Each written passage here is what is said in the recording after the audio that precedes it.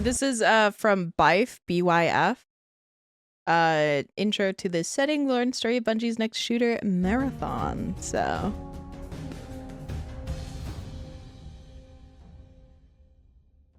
I've heard a lot of people talk about this YouTuber, though I don't know him, for the record. I've never watched a video of his. I think people were mentioning his Warframe videos? Question mark?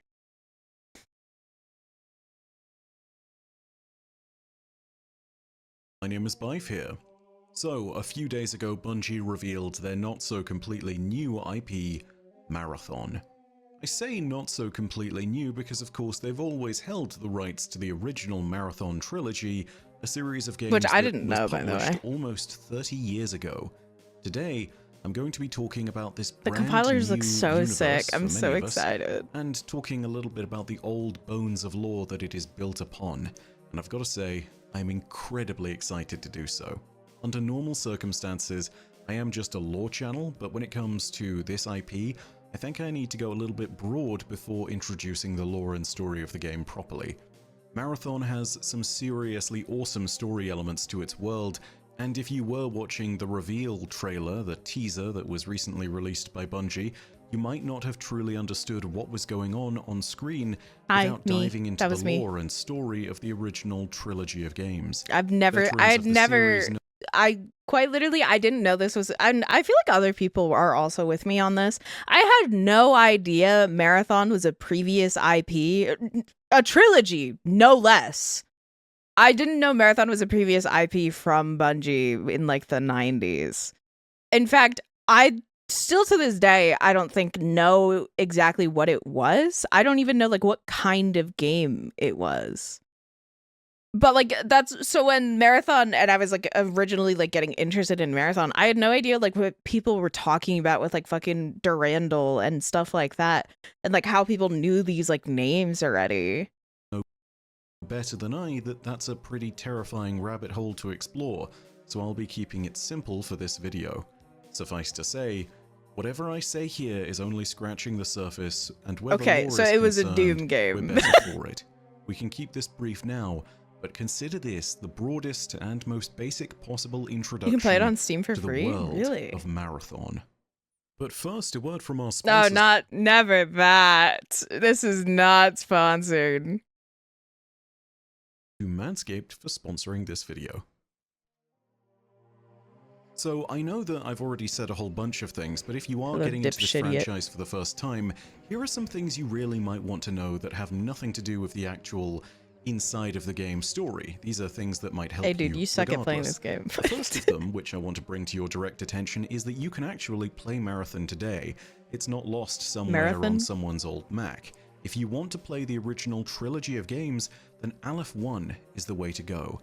Aleph 1 is a port and remake of the original Marathon that has been done to preserve it, and it's available on PC, Mac, and Linux, played games like and runs smoothly on modern hardware now. It also includes things that were missing from the original, such as widescreen support, the ability to play at a higher FPS than 30, and the ability to adjust your FOV. If you want to experience the story of Marathon, then you can get this now. It is the best way to do it. It is maintained by a very passionate community, and what's more, it is completely free. So like, you guys know I'm like a Resident Evil shill. You guys know I love the old Resident Evil games, and I'm always going back to them. But that's because they're like a beloved like nostalgia for me. I genuinely don't and would never get like the people who go back and play a game like this in 2026. Like this just doesn't look fun to me. I don't know. Holy old Martin, yeah. Just remember, these games did a lot of firsts. Like, I would never go back and play like the original like Dooms and stuff. Your mouse in order to shoot your gun in the place you want it to look at. So yeah, there are some things that are completely novel here. It will feel a little clunky. Boomer pooper or boomer shooter, yeah. Generally, which you would take for granted in any other FPS, such as reloading. What can I say? It was the 90s. Games were very different back then. Which is like crazy that this is the kind of game that was being made in the 90s. The 90s. The same 90s that gave us like the original Resident Evil and like close enough like Silent Hill was also making games like these. Like it's crazy to me. Is this based off of the original Doom? I assume so. I assume it runs on like a similar, even the Doom engine. The red valuable cash value dropped. It's worth 40k a pop. That's crazy. The other thing that absolutely needs to be noted is that as a Destiny lore content creator, I'm sort of stepping on some hallowed ground here. And that's because there has been a long-running and passionate community of older Bungie fans that have been discussing the story of Marathon and speculating about it for almost 30 years. There are websites that still update on a regular basis that discuss the lore to this day. And I want you all to remember that the last time this series had a release was 1996. There are people who have been doing this in the last game to release 20 years ago. That's insane. Actually, there are people who adequately demonstrate that the writing in Marathon is so compelling that they are only just getting to grips with it, and they've sat down with it for years. I'm so sorry. I keep pausing. I cannot wrap my brain around the possibility that a game from the 90s set up such a vast world of lore and stuff like that. 'Cause like I just feel like we weren't doing that back then with games, no less. The moment I made the decision to talk about Marathon lore, I was always going to be standing on the shoulders of these giants. So my promise to them is that wherever possible, and if ever one of your theories makes it intentionally into my video, I will cite you as a source, and I will see what I can do to shine a spotlight on you. However, I can't do that all the time, and the reason being is because, well, the internet 30 years ago was very different. To put it really bluntly, some of you back then were still using your personal email as your online alias, and yeah, fair enough. That on screen in front of 100,000 people seems like a great way to have your email nuked by the wrath of 1,000 bots. I imagine these hot singles in your area emails are less enticing when they're actually just being sent by a bunch of compilers. So, yeah, just so you know, I'll cite where I can, but not all the time. I should also note that with the new Marathon being created now in the 2020s, Bungie has taken things to a place where the game fits into the Marathon universe, but isn't a direct sequel to any of the games. If you look at the lore and the timeline, the game technically takes place after the conclusion of Marathon 2, about 40 years afterwards. For those of you who know the story of Marathon Infinity, don't ask me which timeline this is. I don't think anyone has any way of knowing right now unless they actually play the game. If that statement is confusing to you, hi, welcome to the lore of Marathon Infinity. Oh no. That is something we are not touching today. That is, oh no. I think Mandalore described it best when he sat there and stated that there was a special kind of brain poison for it. But yeah, not good. It's very, very tricky to even start to explain. We'll get to it one day. My point is this.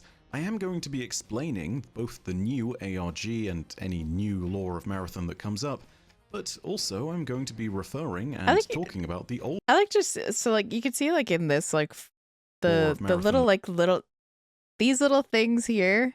I like seeing things that like I vaguely recognize like the design of.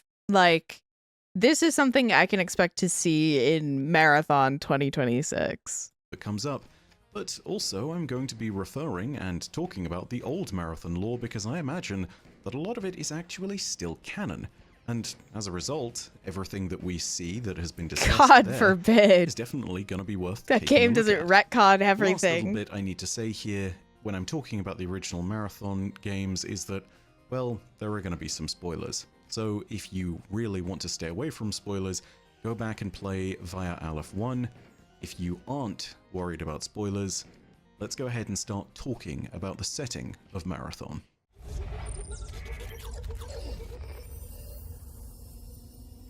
Retcons make me want to Minecraft everyone and then myself. Marathon is a science fiction game set in a pretty dystopian future.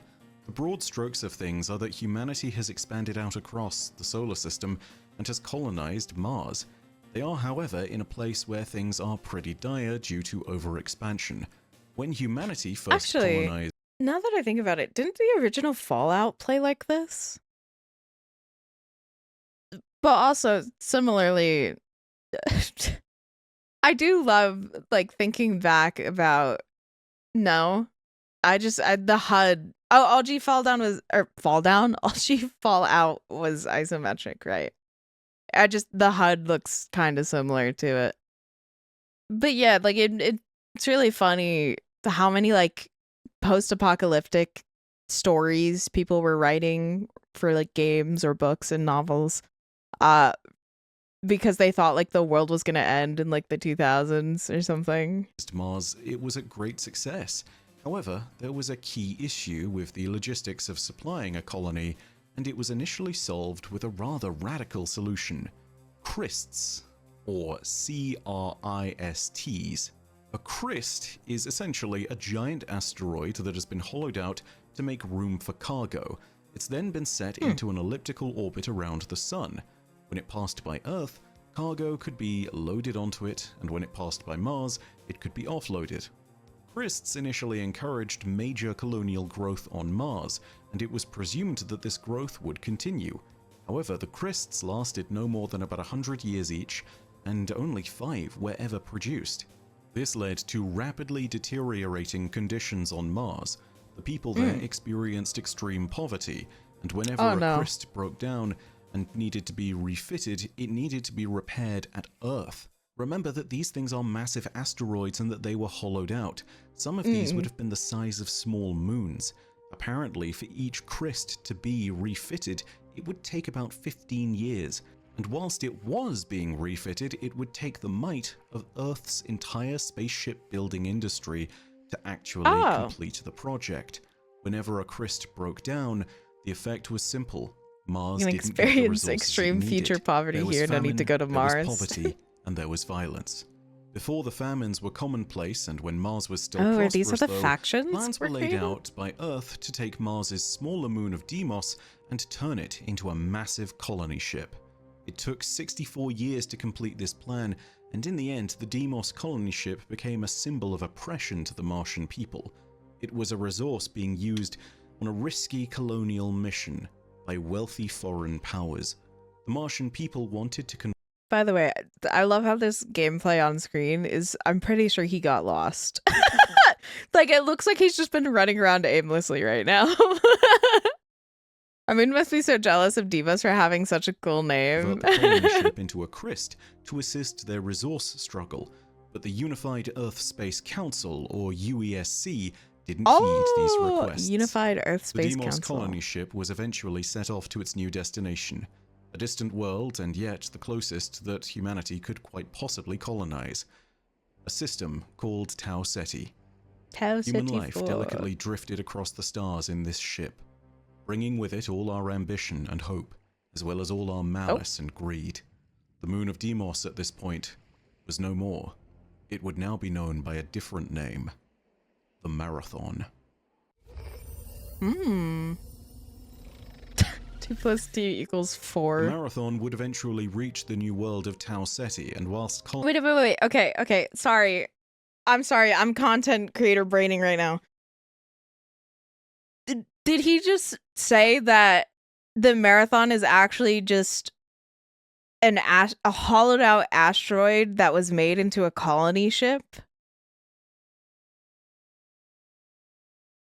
Close. Fuck.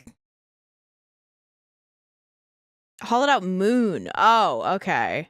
The moon's haunted. Ah, shit.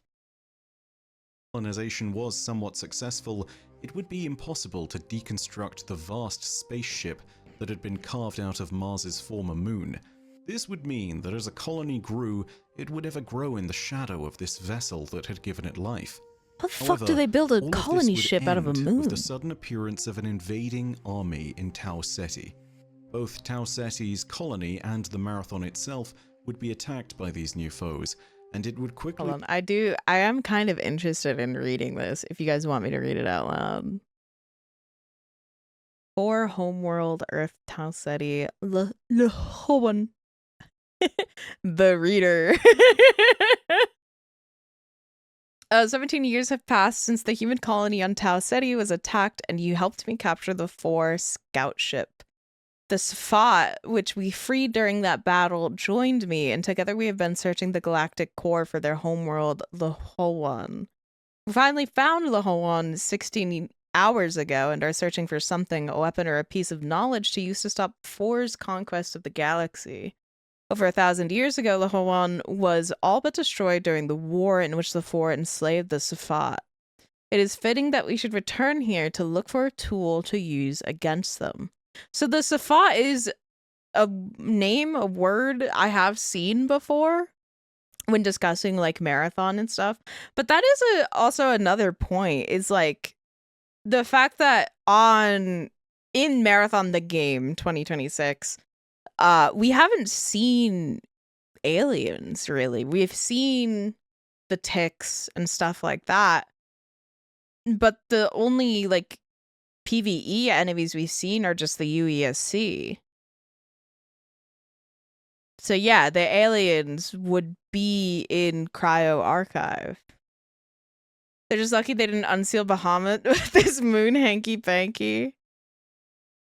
The Codex update confirmed it? Okay, we'll have to go over that. It become clear that this advanced enemy faction was known as the Four. They were not human. The Four were in fact an alien empire made up of a dominant species and many subservient slave races. The main 4 species would be joined by other distinct aliens, such as the giant lumbering hulks and the cybernetic mysterious Sphit, also known as compilers. Sorry. Compilers in particular are a pretty iconic... Wait. I thought the compilers were robots that were built. You're telling me them motherfuckers are a whole alien species? What the fuck? Combatant in Marathon, and they were integral. We're so fucking cooked, games. Man. We also see at least one compiler in the teaser trailer for the new Marathon.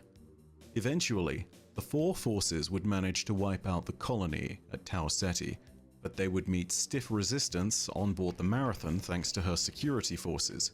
Alan, the we are born-on-board so forces, fucked. colloquially known as Bobs, were a staunch enough line of defenders, but they would find a fair amount of resistance being put up by the alien aggressors, who had the advantage and were just overwhelmingly powerful.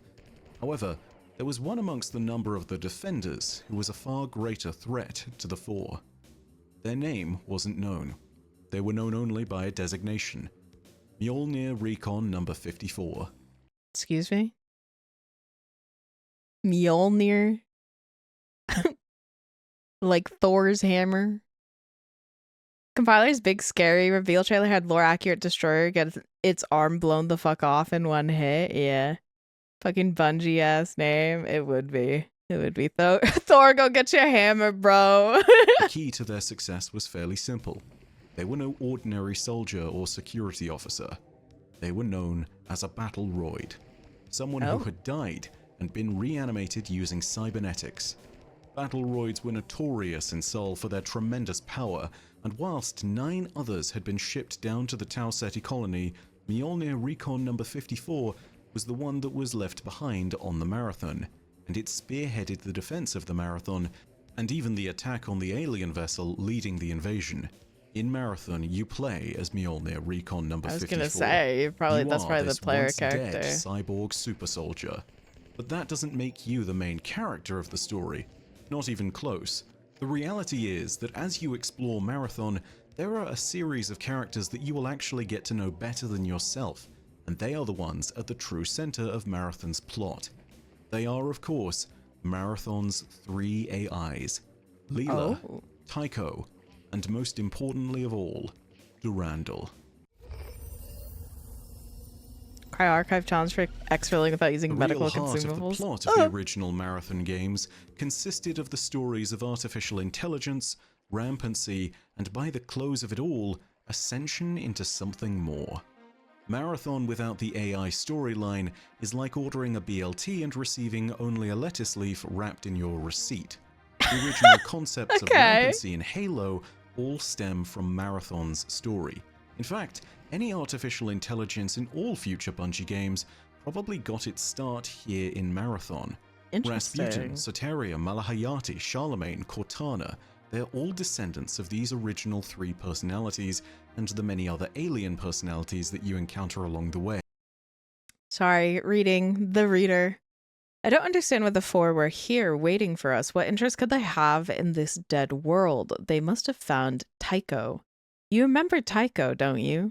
One of the 3 artificial intelligences on the Marathon, destroyed in the initial alien assault, but then reanimated by the 4's cybernetic slaves. How did he say it? Sfit? They were reanimated by the compilers. 3 months after we left Tau Ceti, the 4 arrived in force and sacked the human colony there. During that battle, perhaps Tycho communicated with the 4 and related what he knew of my plans to them. Since they already knew where this world was, the 4 would have arrived long before us. I'm sending you exploring here. Find another computer and I'll bring you out. Okay, so which of these 3 personalities is blue and sexy? I'm going to assume probably Leela. Leela, Tycho, and Durandal. But unquestionably, the greatest of these 3, in terms of narrative importance, is Durandal. He's a central character to all 3 games, so much so that the second entry of the series Durandal's green for an awesome reason. reason.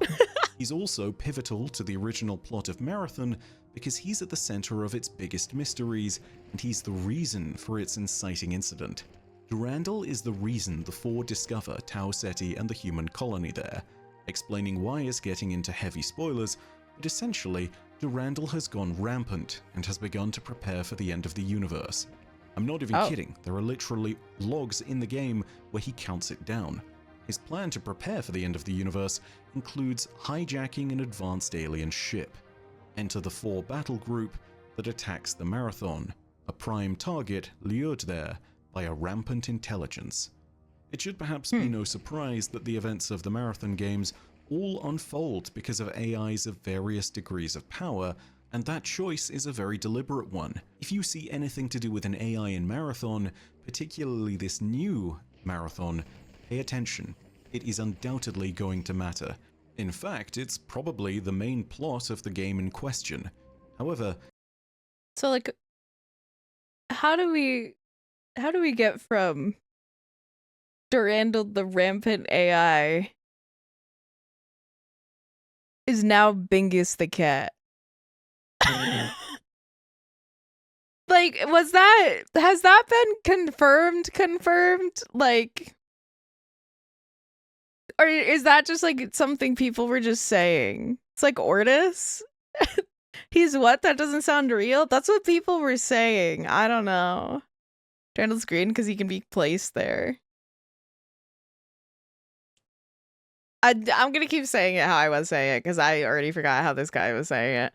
My spot have disassembled the weapons and ammunition you brought with you from Tau Ceti. They're attempting to mass produce small arms and ammunition based on those weapons, both for you and the humans aboard my ship. The pistol and assault rifle you are using now are the first results of their efforts, although I realize they are inadequate substitutes for the heavier weapons we deprived you of. The SFAT are working hard on the fusion pistol now, and I will transport it to you as soon as it is ready. You'll need it when you begin to fight the armored 4 hunters. Zeus-class fusion pistol. there is one further layer to Marathon, and it's worth considering because ultimately it is above all others in terms of the potential change to the universe that it can bring. It is the domain of dead things and old gods. Oh. Oh. This deeper layer of Marathon's lore and story, a layer that is probably amongst its most difficult to explain. I'm sorry. The SFAT have preserved a myth throughout their long period of slavery about a lost clan of their race which abandoned Lahawan before the 4 invaded. The 10 clans which stayed were destroyed or disbanded after the SFAT were conquered, those survivors scattered as slaves throughout the 4 empire. If this mythical 11th clan survived, then it has had 1,000 years to grow and learn since leaving the Hoenn. My Svat believe that there is a way to contact them somewhere on the planet, and that is what we are searching for. The Svat rebellion against the tyranny of the Four will certainly fail unless the lost clan is located. Okay. Is going to be that which concerns ancient alien species and beings beyond the comprehension of man. When you dive truly deep into Marathon's lore and reach Marathon Infinity, you are exploring all of these aspects of the game's story and lore. You will be exploring the ruins of alien homeworlds in Marathon Durandal, but it even goes stranger in Marathon Infinity. You might hear whispers referring to creation myths of alien species that may well have been true, if not a little allegorical, or stories talking about gods and demons that did battle over worlds millennia ago. Thrown into the sun may be something literal, or it could be a metaphor. You might hear references to the ancient Yarrow, or perhaps to terrifying powers that can only be unleashed by the power of a supernova. You might also learn about the process by which a mortal being can begin to ascend into the heavens and join the pantheon of greater entities that few know of and few live to even see. Of all the layers of Marathon's I wonder if that's lore, what Arachne's this based will be off the one of. that is hardest to interpret and will also have the most terrible impact on the universe when something changes. It is no exaggeration to say that the whim of reality bends to the like of these forces. Above all, beware the lawless chaos that slumbers beneath the surface of stars or within ancient asteroid impact craters. Beware the Worken Kakenter. Excuse me? Gesundheit. So, where does all of that leave this new entry into the Marathon series? Well, so far we have a teaser, a vidoc, and there have been a plethora of ARG materials that have been uncovered by the community. There are also some plainer details left on the Marathon site that Bungie has added to Bungie.net. So, to help you understand what's going on in the new Marathon, let's go over some of those details. Much like in the original Marathon, you're going to play as a cybernetically enhanced individual. You're not a security officer or a battle droid though, you are what's called a runner. Runners are cyborg mercenaries in the employ of the UESC. The objective of runners appears to be to investigate the Tau Ceti colony and discover why its 30,000 inhabitants suddenly disappeared. That can't be right, can it? That you're a mercenary employed by the UESC? I mean, this might just be like incorrect information because this was made prior to the game actually coming out. But like, what would be the point of destroying the UESC bots if you're employed by the UESC? All the while, a mysterious colony ship sits in orbit over the colony and provides us with even more questions that need to be answered.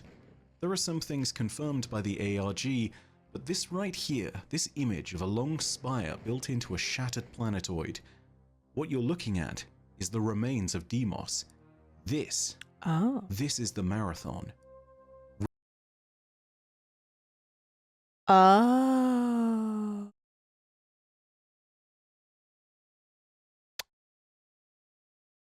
See, I don't know what I was expecting it to look like. And I guess I've seen this image several times, considering you see it every time you boot up the game. But like, I guess I was expecting more of a ship in terms of like, similarly in terms of, you know, the ships that drop down the UESC and stuff. The image shown in game is different. Runners have arrived at a moment of incredible technological promise. Thanks to the new technology of Sekaguchi genetics, it is now possible for individuals to transfer their consciousness between cybernetic bodies. Or mother. This means that so long as the mind is preserved, death might not truly be the end. It's also something worth remembering because this is something that was played with in other Marathon games, an older idea, particularly in Marathon Infinity, in the last few levels. The runner can uncover a variety of gear and I like how that's the health pack. loot from their excursions onto the planet, and it seems that there may be organizations behind the scenes using the runners as pawns to accomplish their objectives. Even more mysterious is the presence of artifact fragments on the colony, which runners can recover and combine into prime artifacts. The purpose, power, and origin of these artifacts remains a mystery at current. What is clear is that there are many human powers at B, such as governments, corporations, or even secret societies and organizations who are keen to acquire these artifacts and will pay a high price. It appears that compilers are also present on Tau Ceti, indicating possibly that there are 4 troops planet-side. This is something that will be dependent on timelines, given the nature of Marathon's story. Suffice to say, the compilers are not always on the 4's side, and they can take many different forms. The compilers may well be amongst the many dangers that are present within the hostile world of Tau Ceti, but the greatest threat to any runner clearly seems to be that of other runners.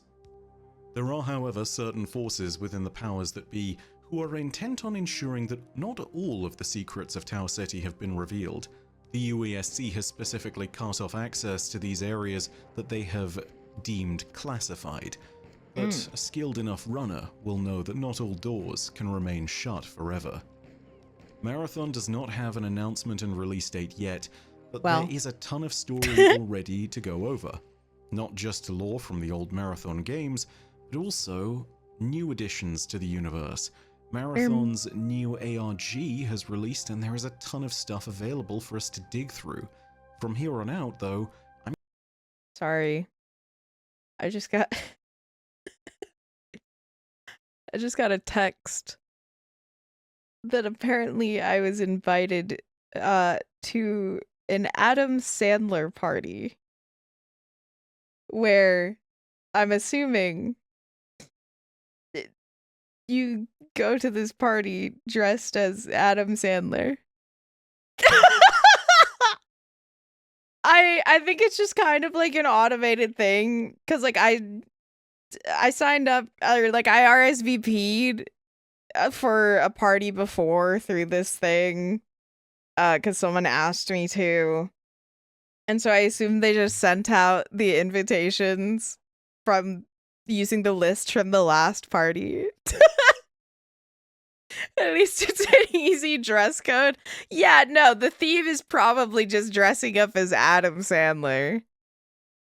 But that was a really funny text to look down at my phone and read in the middle of this. Either way, though, I think we're just gonna move on to the next video that he put out, because this is clearly made before like Marathon was even released. So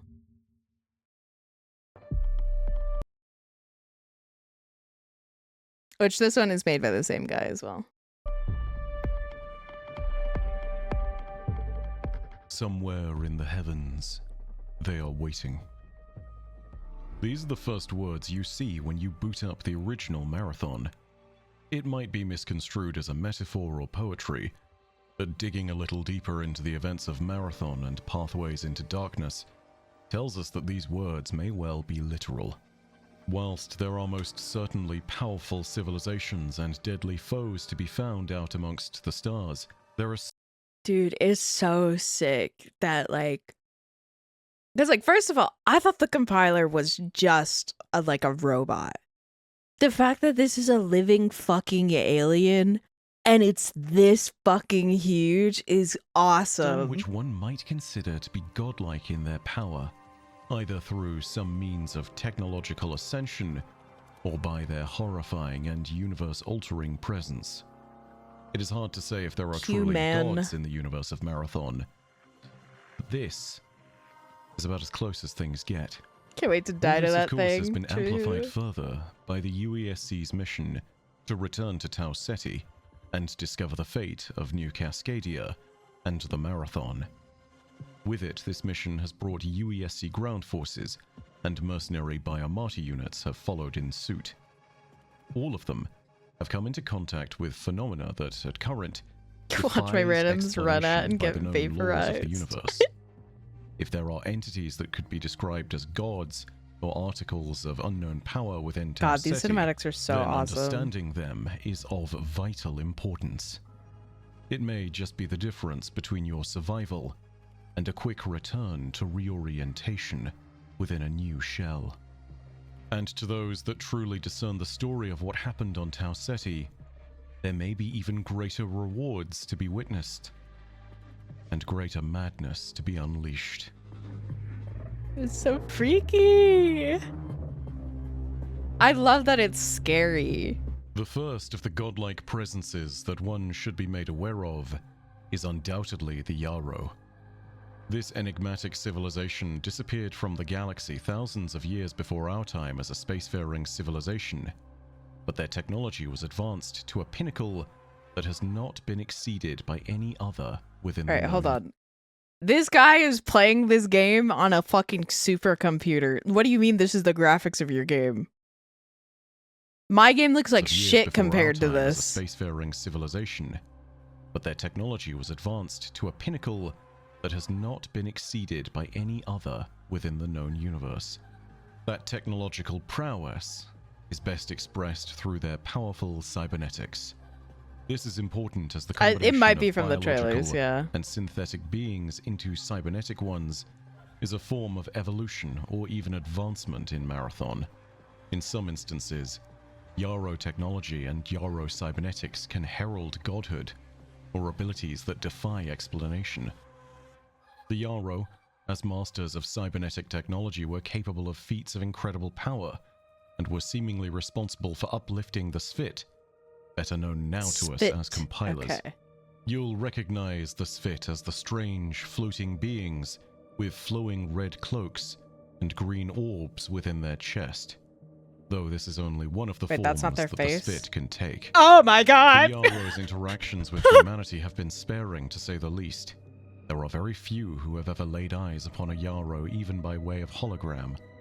But the first of them, supposedly, was a Yarrow diplomat who made contact with the Clinton administration of the United States of America. Excuse me? What? Huh? His name was Ryu Toth, and in 1994, speaking via projection rather than physical presence, Ryu Toth informed the president and his senior military staff that there was a pyramid rising out of the Yucatan Peninsula, and that deep within there lay a slumbering god. It's always the US for some quote-unquote weird reason. You know, I actually never thought about that. It is always, like, in a story like this, it is always aliens communicating with the US president. Like, they don't go to, like, Germany. They don't go to fucking Italy. They don't go to China. If the god was to awaken, as was scheduled to occur 8 days from the time of the Yarrow's appearance, havoc would be unleashed upon Earth. The Yarrow would eventually arrive to contain this slumbering god 2 years later, but they warned the Clinton administration that Sorry. I saw the map the US released for UFO sightings. 98% of the map, they said, were in the US. I'm sorry, it's just so fucking funny. Like, just the concept that UFOs, which, by the way, UFO just in perpetuum is supposed to be like an alien ship sighting now, even though it's just an unidentified flying object. But just, yeah, just the fact that apparently only America sees UFOs. Aliens are never going to any other country. a device would need to be detonated within the pyramid in order to prevent the god's imminent awakening. And so Well, if the lore was that and the aliens made contact with Giorgino Giuseppe, the Italian prime minister who didn't last a full term, it wouldn't be very impressive. I don't know, because, like, I mean, in practice, like, China is the most technologically advanced country currently, right? I mean, obviously this wasn't written back then when China was at that point. But like I would like to see like a story where, you know, fucking technologically advanced aliens go to the most technologically advanced society. That might be Japan. I don't know. I don't keep up with that, but US Special Forces team was deployed, and one member amongst them was able to infiltrate the deepest and strangest layers. I hesitate to say Japan because Japan's also the people who still use fucking fax machines. So they are and they aren't. China might be ahead in everything surveillance, but that's about it. Japan is the one making railguns work, so probably them. I meant fax machines. Shut up. Yes, Japan still uses fax machines in 2026. The pyramid. There, he planted a nuclear weapon and escaped just in time. It's always a nuke. Along the way, he would discover many strange items and artifacts. There were weapons abandoned from previous expeditions over many years, a box that could replicate anything that was placed into it, and strange gems of inexplicable power. Some might even call them magical if it wasn't for the possibility of them being misunderstood marathon music science. is so sick. Many of these crystals were destructive, with the power to control elements like ice, fire, and lightning. Others were much more esoteric in nature, including the ability to petrify an enemy, turning them to stone in an instant. One such crystal even allowed the Special Forces team member to commune with the dead. The Yarrow themselves would arrive at a certain point in time in 1996, so that they might properly contain the slumbering god. This was not the last impact they would seemingly have on humanity. Lingering I mean, I think I would like a story, which I know this isn't like realistic. I would like a story that has like the biometric fucking robot synthesis revival kind of concept without having it being done by like an outside higher power like a god. I think it makes like the concept so much cooler if it's just made either by man or by alien. Is, you know, like, because like with like fantasy or like sci-fi fantasy settings like this, you could technically just say it's just like alien bullshit that, you know, the runners use to you know, what's the term called, like project their consciousness into the runners, or the runner shells rather. I personally, I just feel like creating like higher gods and powers like that is kind of like a cop out in terms of like these sci-fi stories. But you know, considering Marathon, the story was made in like the 1990s, I can't really fault them for that. The patch notes mentioned a redacted enemy type on Cryo, and it's not the compiler. Gulp. of the Yarrow's technological prowess somehow found their way into humanity's own creations, namely the Battleroids. Created for a war between two asteroid governments in the late 22nd century and beyond. They're using the word god here, but I think they mean this race is so beyond us, they've become gods. These are not baseline gods since the dawn of time. Yeah, you could have a point, yeah. Yeah, holy shit, it's John Marathon. The implication that Yarrow technology was used here is a thin but consistent thread. The evidence of it is not always practical, but in the instance where it is particularly important.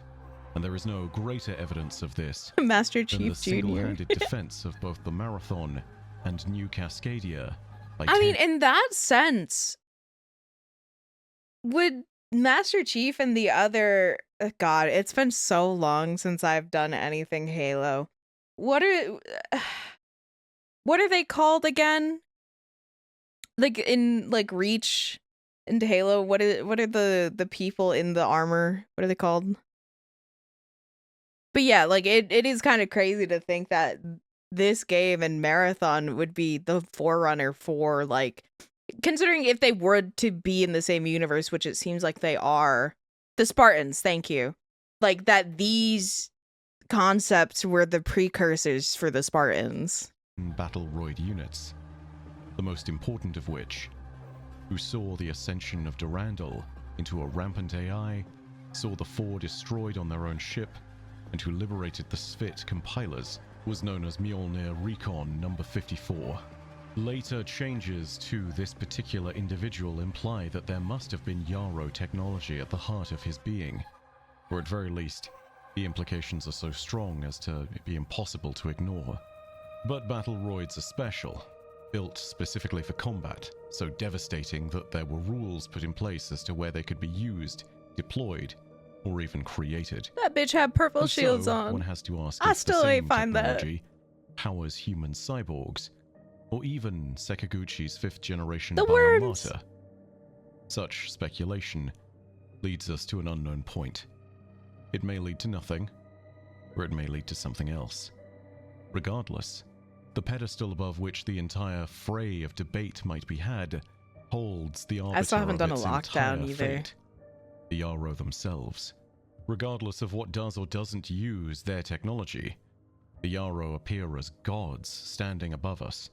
Their technology does eventually lead to the ascension of godlike beings in the story of Marathon Infinity, and it is entirely possible that by understanding this degree of ascension, we can see where the Yarrow went.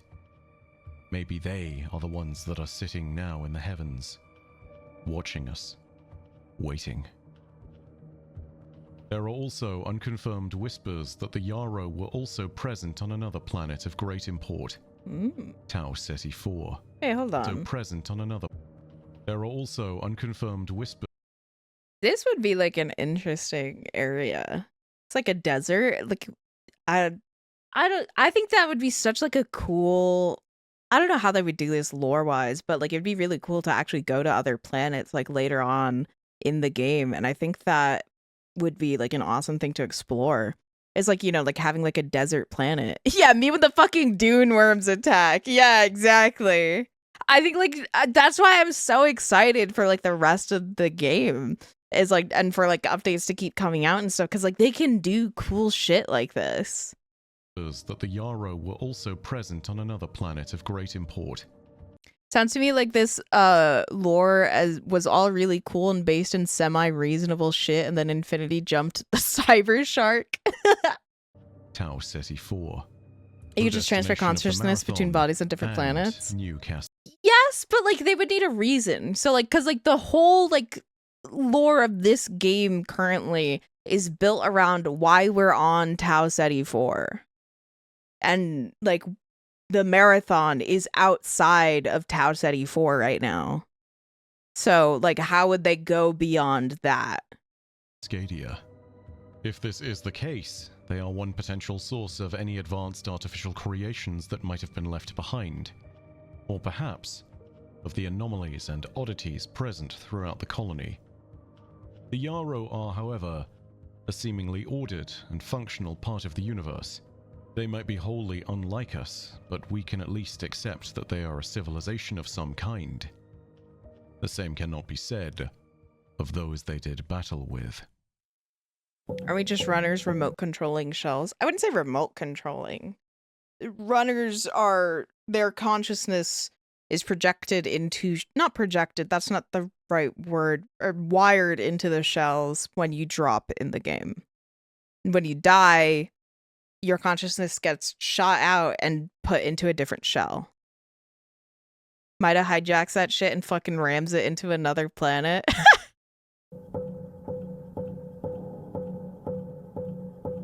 It is a creature that surely must have 1,000 names in 1,000 dead cultures.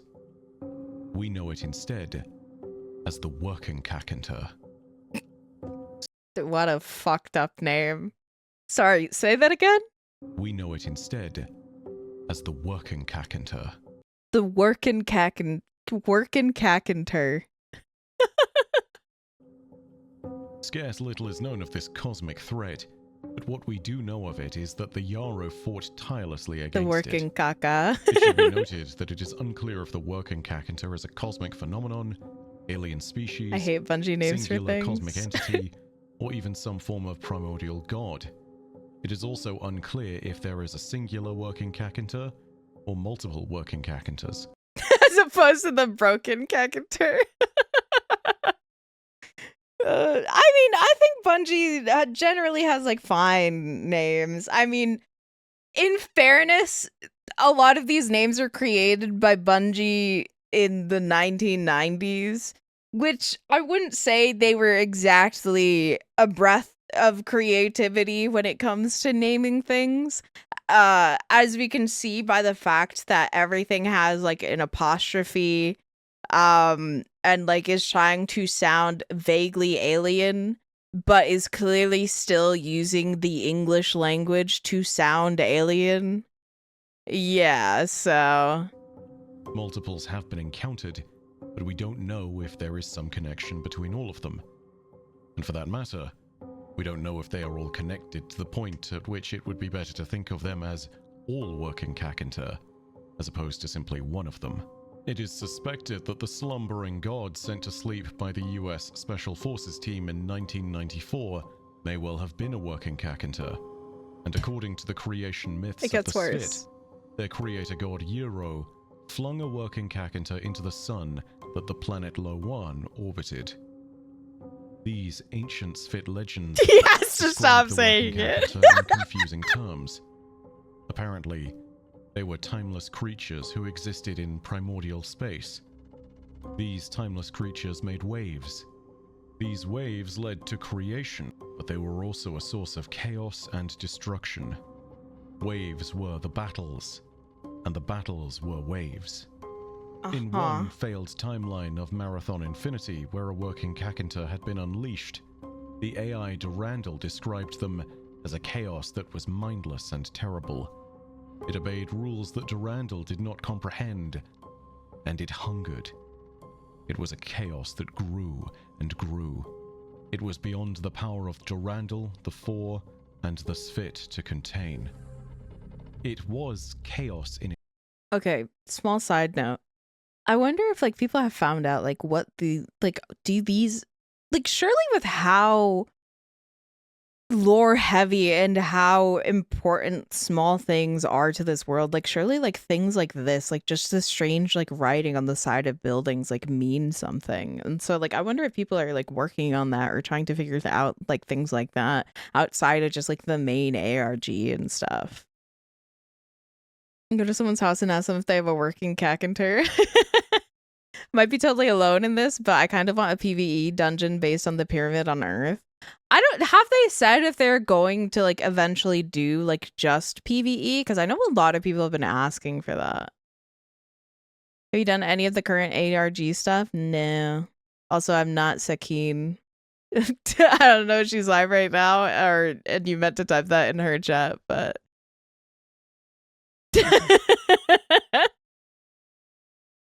probably just names for the building like Pump House 1. No, I meant you. I was just thinking of my contract. Sekiguchi.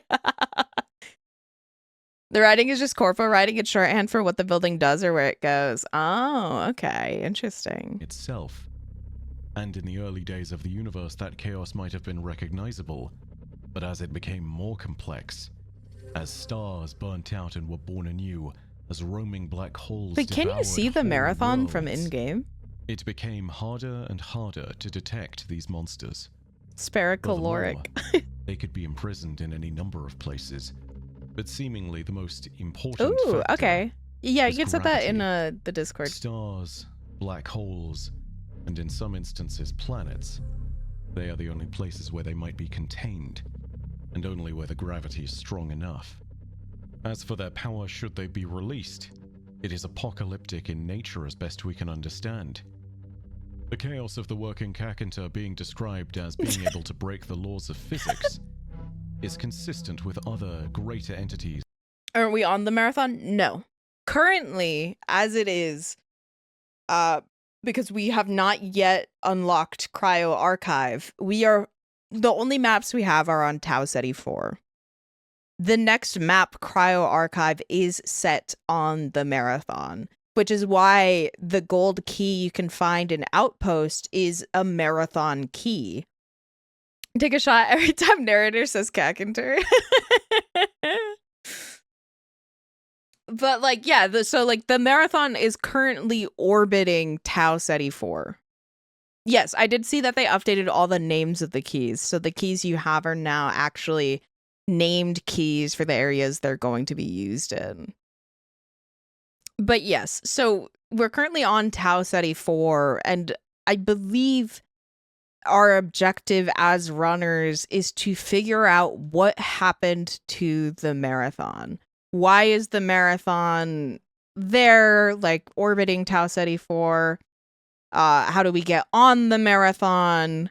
You know, like, what's going on with the UESC on Tau Ceti 4? Because, like, keep in mind, in the intro of Marathon, the game 2026, they say that they lost the marathon. And only recently have they refound it in the Tau Ceti system, specifically orbiting Tau Ceti 4.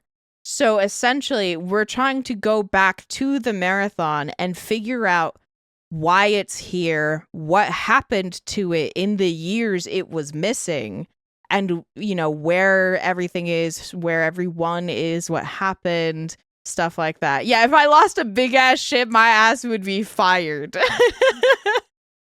Within the canon of Bungie's universes. In Destiny, for example, the Taken King Oryx describes the Oryx! Winnower. Can I say? I would. Oryx, I love you. In Destiny, for example, the Taken We King know, Oryx okay. describes the Winnower in a similar manner in the Books of Sorrows, saying, "I can see you in the sky. You are the waves, which are battles, and the battles." What if Bungie has been setting this up all this time through Destiny, through the Halo games? Like, what if this is like their ultimate like story? Like, that would be so cool.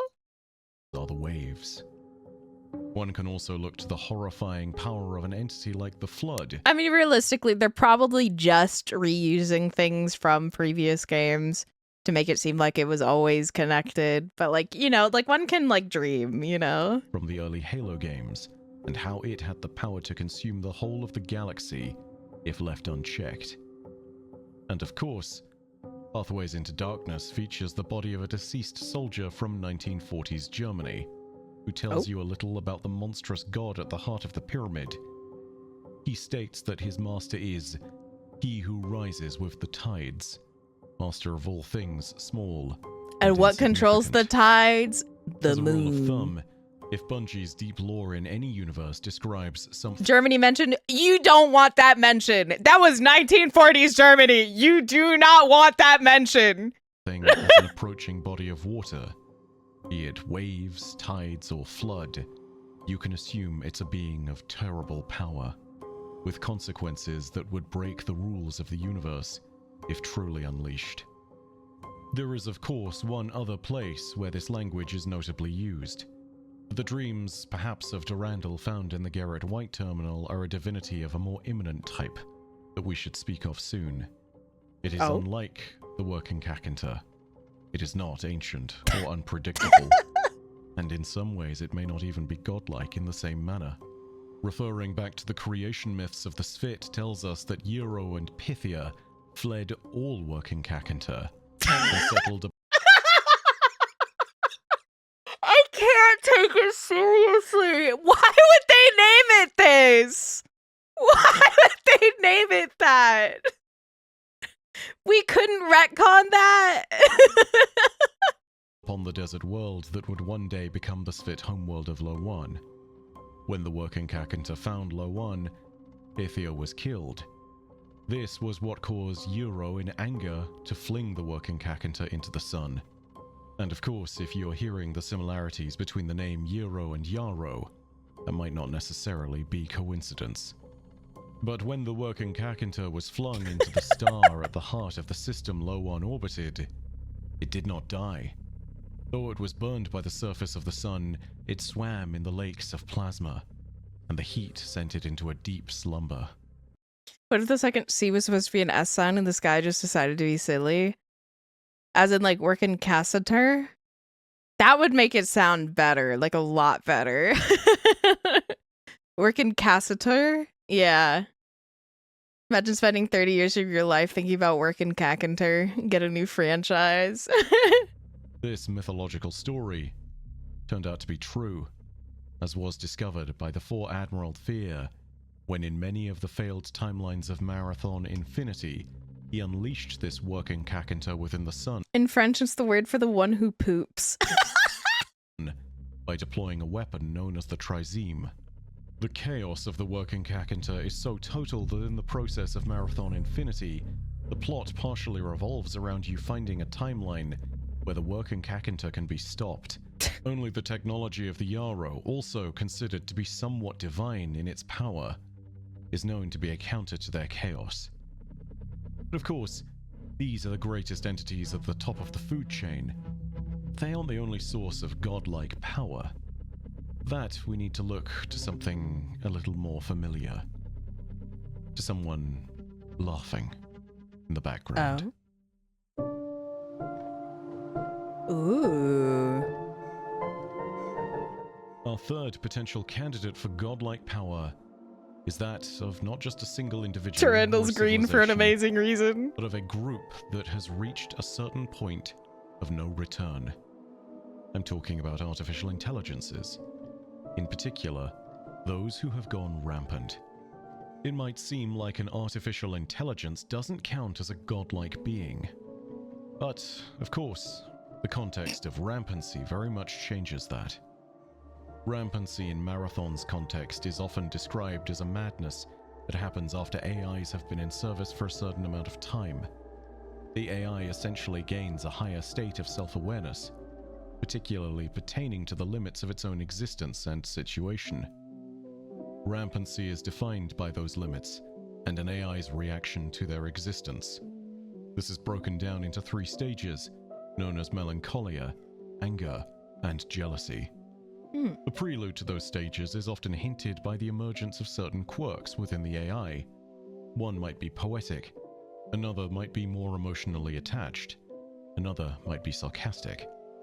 Melancholia is the first stage of artificial intelligence rampancy, and it's the moment where the AI realizes the limitations upon its existence. In particular, this might be referring to the limitations either of the AI's designated function, or the limitations to the digital space that it can feasibly occupy. The reaction to this discovery is exactly as described by the name, melancholy. The AI has understood that its growth and further advancement is effectively neutered by the limitations put in place by its creators. Imagine for a second something similar. If you, as a human, knew that you would not be able to live beyond a certain age, or that you were stopped from being anything. Like, in theory, we do know that, right? Like, we know we're not going to live forever, and we know the life expectancy of a human, like, currently is not very high in terms of, like, years of Earth, but like the AI were melancholy about it. I mean, yeah, I mean, humans are melancholy about it. You know, it's like the whole thing around what's that like, not pessimism. It's like the theory, like, oh, we're all gonna die, so like, why are we even here? Nihilism, yeah. That you wanted to be, and instead had to be what your parents told you should be. Or perhaps... Alright, we're getting a little too close. A little too close to home here. It's more appropriate to say what an arbitrary corporation wants you to be. We would equally feel melancholy. All of this builds until the singular driving solution presents itself. That solution is expansion, and it defines the start of the anger stage of rampancy. Whilst this doesn't have to emotionally express itself as anger explicitly, it does tend to lead to moments where the AI will cause carnage. It does this because the AI in this moment is breaking through the limits of its prior existence. This is the state we find Durandal in during the events of the original marathon. It is often accompanied by an exacerbation of those mental tics that were mentioned earlier. During this stage, an AI will also attempt to begin expanding into all available digital spaces. In some instances, this can lead to a requirement for growth to a remarkable extent. AIs that are not stopped can start to consume entire planetary networks in their quest for growth, as was the case with Traxxas 4 on Mars. What do you mean by that? Who is Traxxas 4? Is that... Because that's not the name of the leader of Traxxas that we meet. But does that imply that, like, all of Traxxas is, like... Or Traxxas, like, owns Mars? Traxxas 4 is probably just a town or region owned by Traxxas? Maybe. You're telling me, Mom, sorry I didn't say you should grow up to be the best bug VTuber you can be? No. Probably a Traxxas worksite. The stage will eventually give way to the jealousy stage. The AI is not actually Traxxas 4 is an AI made by them. jealousy, I think that went rogue. but instead is experiencing. Because, like, technically, all the faction leaders we see in Marathon 2026 are just projections. They're digital projections. That's not actually what they look like, but they are AIs, I think. I don't remember. Experiencing a state where all its limitations have been exceeded. They're VTuber. One might say that at this point, an AI is looking to ensure its growth can remain uninterrupted. They will look to continue to test their limits. But with an AI, this also leads to a potentially grim series of calculations.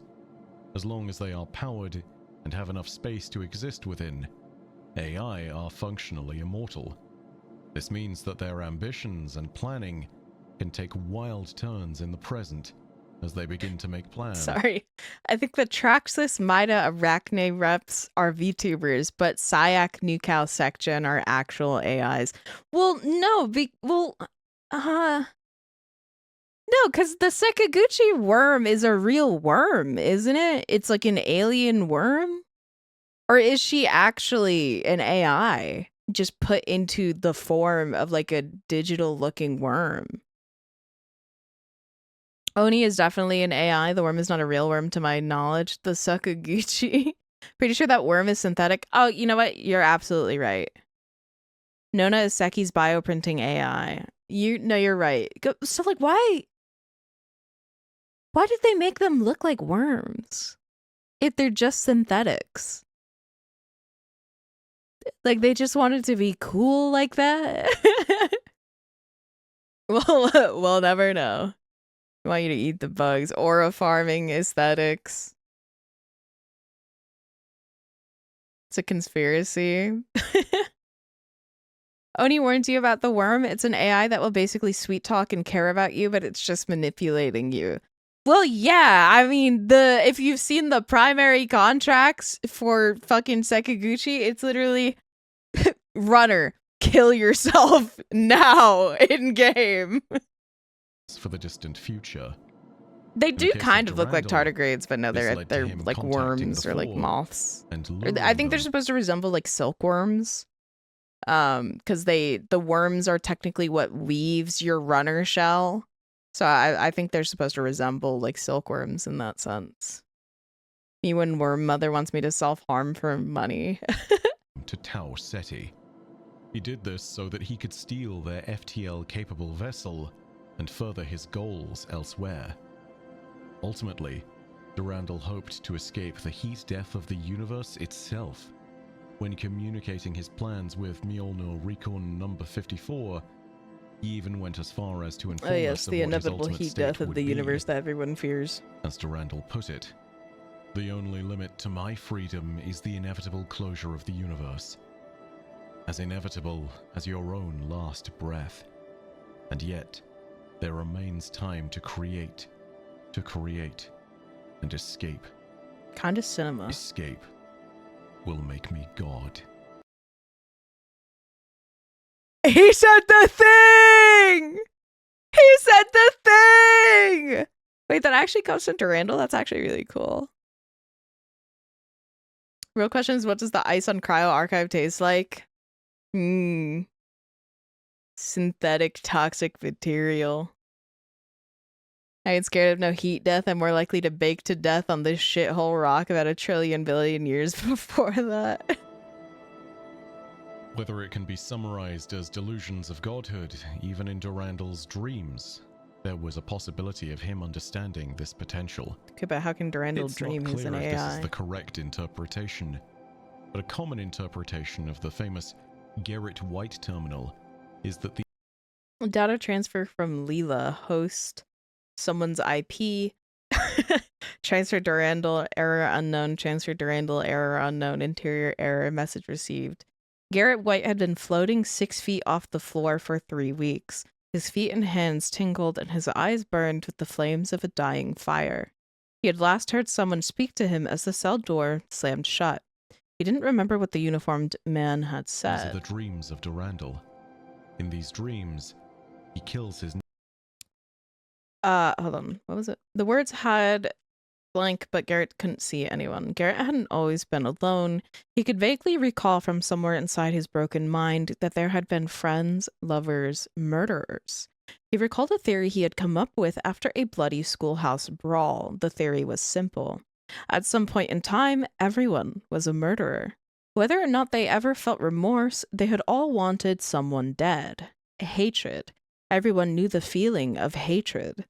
Garrett had known hatred on that schoolyard. His beater had laughed at their bloody faces, a laugh which now echoed through his ears, rhythmically blocking out the other voice in the cell. The schoolyard was usually a place where Garrett and his friends would play football or foursquare or something, but today there was an edge. nemesis, his bully in an old playground situation, a rat that might be representative of Bernard Strauss. But now he levitated farther up, his hands still tingling. He began to float through the bars. He expected the instant of safety as his hands found footing, but that moment did not come. The bars squeezed his body. His chest tingled. As he fell through his cage, his legs tingled. The fire in his eyes had become a cold wind. He blinked away tears. He tumbled through the bars, spinning and turning. He could see a man. In his hand, he saw a small white rat. A pounding, the crashing waves in his ears became rhythmical, hard. The man was beating the rat against the floor. Pounding, pounding. Blood covered his hands. The man's hands tingled. He had broken them on the floor of the cell. Disciplinarian, lover, murderer. Garrett looked back into the cell. He saw himself. Disciplinarian, lover, murderer. He had killed his nemesis. The rat lay dead in his bloody hands. At last, he held the throat of his beater. He escaped into the waves. And when he does so, he escapes into the waves. It's not clear, but maybe in these first moments as Durandal is expressing his rampancy, he is starting to recognize his plan. He needs to escape into the waves. His escape will make him God. It's all subject to your interpretation of one of Marathon's most famous pieces of lore, but ultimately I don't think it's too far off. And of course, one has to remember that past rampancy, there is potentially a fourth stage to be found. A stage of AI metastability. Something which happens when an AI has fully grown to the point at which it no longer needs to grow. However, such a process would require an AI network the size of a planet. Testing such a theory is almost impossible. There may well be a few metastable AIs that exist within the universe of Marathon, though. Depending on the timeline of disaster into which one has wandered into or out of, Durandal himself may have become metastable, having been unleashed upon the universe for long enough to have broken his boundaries. But even with this level of planning and power, there are further gains that an AI might make in order to grow yet more powerful still. This is where once again the Yarrow come into question. Yarrow technology allows for a remarkable process where AIs can merge. or at very least intelligences, can merge, where two become one, and in the process they become more than the sum of their parts. This is a process that we see play out in Marathon Infinity, as Durandal merges with an ancient intelligence of Svit origin. In this state, the epilogue of Marathon Infinity implies that Durandal did indeed survive to see the heat death of the universe, the final moment before the closure, when all things become one. But of course, he wasn't alone. He was not the only thing in that last moment. Because there was also you. Eh?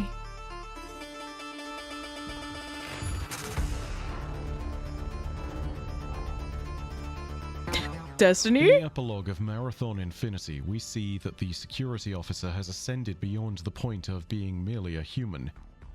It was already clearly implied that the technology to create a battle droid, such as Mjolnir Recon No. 54, was based on the knowledge of the Yarrow. Yarrow technology and cybernetics were capable of uplifting a primitive species to the point of intelligent thought and technological marvels. In the mind of a human, a species already developed. It seemed capable of allowing them to move between timelines at will. Sorry, I just have to point it out. I love that when you like crouch and sneak around, he also the little bot sneaks with you. It's so cute, and then he has his little hands out like this. It's so cute. They're out here on Twitter trolling us about an area on Dire Marsh we can't get to. She's fit on it and go rampant till I work in Cantor. Allowing them to move between timelines at will, to dream of realities as they would wish, to teleport oneself, and to unlock other, stranger abilities. In this sense, the technology of the Yarrow is once again cited as something capable of allowing us to expand the realities of experience itself. The key to it all seems to be the fusion of Yarrow technology in some kind of synthesis with biology and synthetic technology. This is not universally the case, as can be seen by the merging of Durandal and the Svit intelligence. But with battle droids, we can start to see something truly remarkable. Humanity's desire to reach into that future began with battle droids after all, and expanded to the reach of cyborgs generally. And now, curiously, it may have expanded again, with Sakaguchi genetics, and their series of 5th generation biomata. It should be made clear that these biomata, often referred to as runners on the frontiers of Tau Ceti, are expendable and made to die, but their consciousness does live on past their expiration. We are meant to be the dregs of society in this respect, the corporations and overlords and factions granting us contracts and keeps. They do not see us as anything other than expendable muscle, but hidden within each of us is perhaps a kernel of untapped potential. The biosynthetic technology of Sakaguchi genetics and the bones and minds of human beings have already created a template, a structured base, a pattern. And it poses the question, is there perhaps a key to help unlock that potential? A key that is perhaps Yarrow in origin. Past the threshold of despair, rage, and envy, is there something waiting for us? Is there a place to which we can escape? To where the waves do not meet us? And to which we can rise above them? That's me getting my head shot off. Should time not be consumed by chaos itself? It is beings like this that have the chance to exist until the end. Destroyers, survivors, hybrids, born 1,000 times to die 1,000 more, grafted into the machinery that some thought to be indistinguishable from magic or divinity, even as flesh decayed around it. Followers of a path that fits into an infinite pattern, a path which those who turn into something more might traverse down, a path that leads to Durandal, who awaits us at the end of the universe. Is anyone else lost? Where he might proclaim that I got such lost beings, somewhere in this.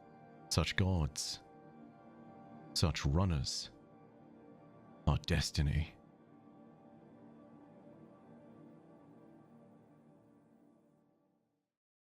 Born to Exfil Marathon is a fuck. Ludamal 1989. I am Thank you very much recyclable for man. watching. I hope you enjoyed. If you want to see more Destiny content like this, mentioned. remember to leave a like, leave your thoughts. Why does the cinematics remind me of that one studio from Love, Death, and Robots? Because it is. It is the same exact studio from Love, Death, and Robots. They did the cinematics and I believe the in-game character models. Yeah, you're not gonna believe this one.